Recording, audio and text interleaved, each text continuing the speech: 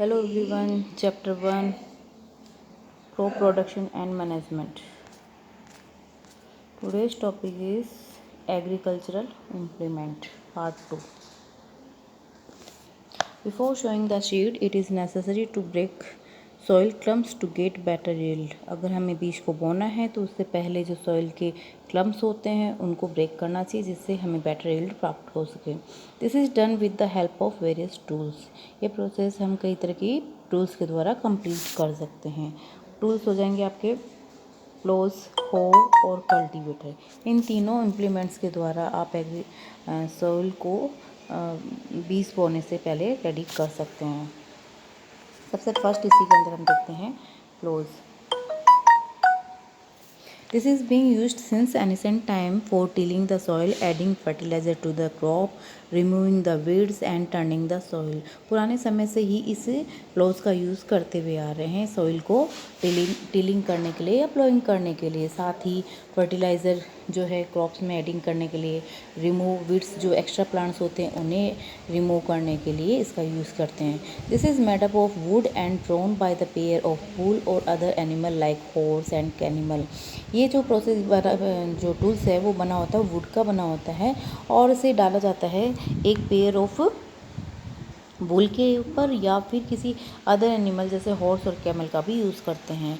It contain a strong triangular iron strips called ploughshare. The main part of the ploughs is long log of the wood which is called ploughs shaft. इसका shape जो होता है वो इस तरह से बना हुआ होता है जिसके अंदर आपको ट्राइंगुलर शेप के अंदर अगर देखा जाए तो इसे प्लोशियर जो होता है वो बना होता है और एक लॉन्ग वुडन जैसा स्ट्रक्चर जो होता है वो उसे प्लोज शेफ्ट कहते हैं. ठीक है. और इसके साइड के जो पार्ट होते हैं यहाँ पर इसके ऊपर आप इसे इस तरह से देख सकते हो. ये बीम जो है ये जो होता है बीम बना हुआ इसको हम जो पेयर ऑफ बुल होता है उसके ऊपर रखा जाता है. The main part of the plough is long load of the which is called plough shaft. There is handle at one end of the shaft. इसके एक तरफ हैंडल होता है जिसे shaft करते हैं. The other end is attached to beam which is placed on the bull neck. और दूसरा जो होता है वो बुल के ऊपर रखा जाता है. One pair of bull and a man can easily operate the plough. इस प्लोज को यूज़ के जो है इसमें एक पेयर बुल और एक व्यक्ति जो है इसको ऑपरेट कर सकता है. The indigenous wooden plows is increasingly being replaced by the iron ploughs nowadays. और आज जो है वुडन प्लोज जो है वो आयरन का बन गया है. सेकेंड इम्प्लीमेंट है how. It is a simple tool which is use for removing weeds and loosening the soil.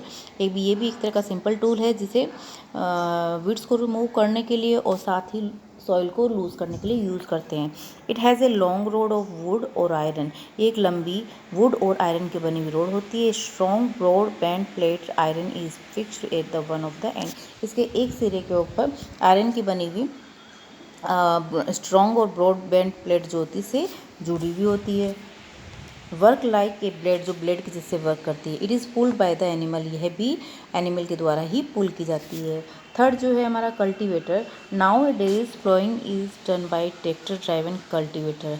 आज के दिन में ट्रैक्टर ड्राइवन कल्टीवेटर जो है उसका ज़्यादा यूज़ किया जाता है. रीज़न है cultivator save the labour and time. इसमें क्या होता है लेबर भी बच जाता है और साथ में समय भी बच जाता है यानी जल्दी ही सॉइल जो है वो प्लॉज हो जाती है. नेक्स्ट है फर्स्ट प्रोसेस जो थी वो हमारी थी प्रिपरेशन ऑफ सॉइल जो कंप्लीट हो चुकी है यानी हम क्रॉप को करने के लिए सॉइल को रेडी कर चुके हैं. अब हमें सेकंड प्रोसेस यानी सोइंग करना है. सोइंग का मतलब हुआ बीज बोना है. Sowing is the important part of the crop production. ये इंपॉर्टेंट पार्ट है. Before sowing good quality clean healthy seed of good variety are selected.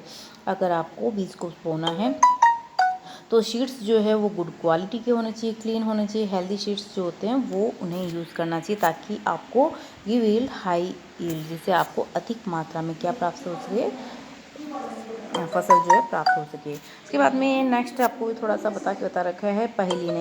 पहली ने कहा कि वो एक दिन अपने मदर को उसने देखा कि वो कुछ ग्राम शीट्स जो है वो पानी में भिगो रही थी और आफ्टर कुछ मिनट के बाद में उसने ये देखा कि कुछ ग्राम जो होते हैं वो पानी के ऊपर क्या करने लग जाते हैं फ्लोट करने लग जाते हैं.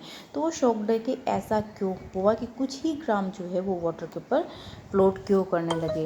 इसी तरह से कुछ एक एक्टिविटी फर्स्ट भी बता रखी है. इसमें आपको ये शो किया है कि take a beaker of water and put some wheat on inside the water ना। After some time he see या ही सा, उसने जो भी है उसने देखा कि are there seeds which float on the water, कुछ बीज जो है उस पानी के ऊपर क्या करने लग जाते हैं, फ्लोट करने लग जाते हैं।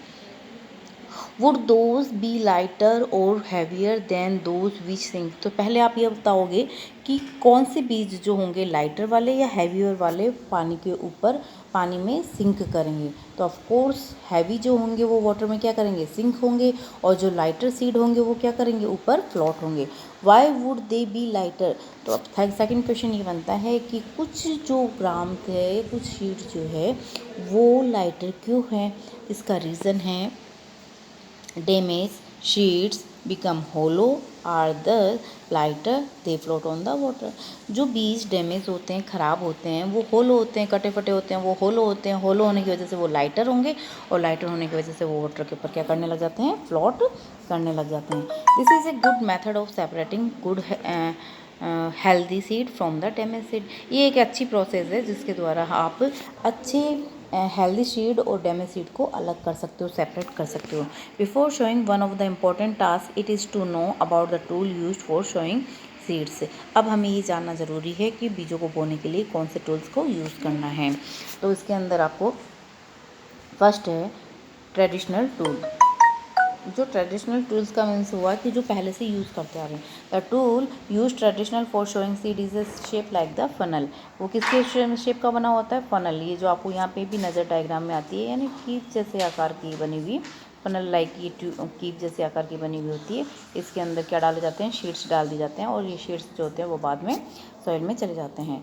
The seeds are filled into the funnel passed row through 2 और 3 पाइप हैविंग शार्प एंड। इसके अंदर ये फनल के अंदर शीट्स जाते हैं, और ये फनल जो होता है आगे नीचे की ओर पाइप के द्वारा 2 या 3 पाइप से जुड़ा होता है, शार्प, जिसका एंड जो होता है शार्प होता है। These and press into the soil and place seed there. फिर ये क्या करते हैं, ये एंड जो होता है इसका एक सिरा, वो मिट्टी के अंदर सीड को क्या कर देते हैं, अंदर की ओर पुट कर देते हैं। ठीक है। नेक्स्ट है सीड ड्रिल का भी यूज़ कर सकते हैं, और now days the seed drill it use showing with the help of tractor. आज के समय में सीड ड्रिल का ज़्यादा यूज़ किया जाता है जो ट्रैक्टर से जुड़ा होता है। This is show the seeds uniformly eight equal distance.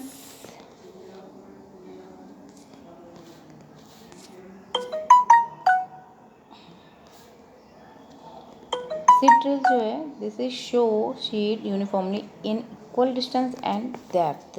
इसका यूज़ इसलिए किया जाता है क्योंकि इसमें शीट जो होते हैं वो एक इक्वल डिस्टेंस और एक इक्वल गहराई पे ही बीज को बोता है। It ensure that seed get covered by the soil after showing. और ये इंश्योर भी करता है कि सीड जो है वो मिट्टी से ऊपर ढक चुका है। The protect sheet from being eaten by the bird. साथ ही साथ ये क्या करता है, प्रोटेक्ट भी करता है। अगर वो बीज सॉइल के ऊपर ही रह जाते हैं तो उन सॉइल को बाय बर्ड्स के द्वारा खा ले जाते हैं। तो ये सीड ड्रिल जो होता है वो सॉइल को मिट्टी में दबा देता है। This protect sheet eaten by the bird showing by the using a seed drill save time और लेबर। जिस तरह से कल्टीवेटर जो था वो भी सेव को टाइम और लेबर दोनों सेव कर रहा था, उसी तरह से सीड ड्रिल भी दो है, ये दोनों के दोनों प्रोसेस को सेव करते हैं। ठीक है। नेक्स्ट है appropriate distance between the seed is necessary to avoid overcrowding the plants.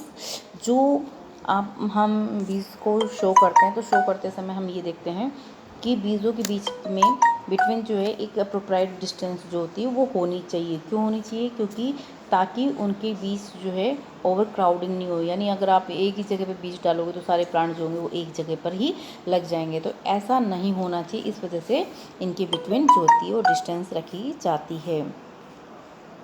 Sufficient sunlight nutrient water from the soil.